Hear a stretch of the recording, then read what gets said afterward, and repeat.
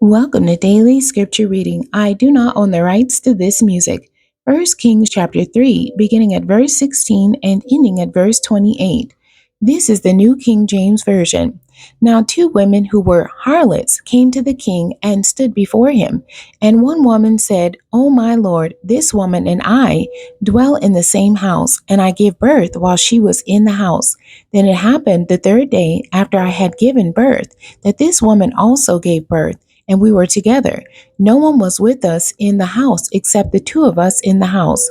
And this woman's son died in the night because she lay on him. So she arose in the middle of the night and took my son from my side while your maidservant slept, and laid him in her bosom, and laid her dead child in my bosom. And when I rose in the morning to nurse my son, there he was dead. But when I had examined him in the morning, indeed, he was not my son whom I had born. Then the other woman said, No, but the living one is my son, and the dead one is your son.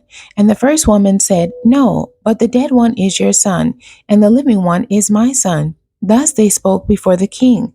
And the king said, The one says, This is my son who lives, and your son is the dead one. And the other says, No, but your son is the dead one, and my son is the living one.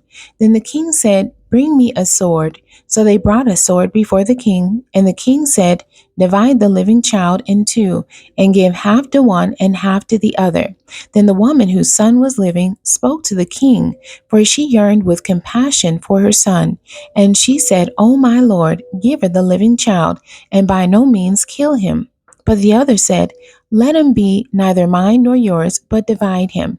So the king answered and said, Give the first woman the living child, and by no means kill him. She is his mother. And all Israel heard of the judgment which the king had rendered, and they feared the king, for they saw that the wisdom of God was in him to administer justice.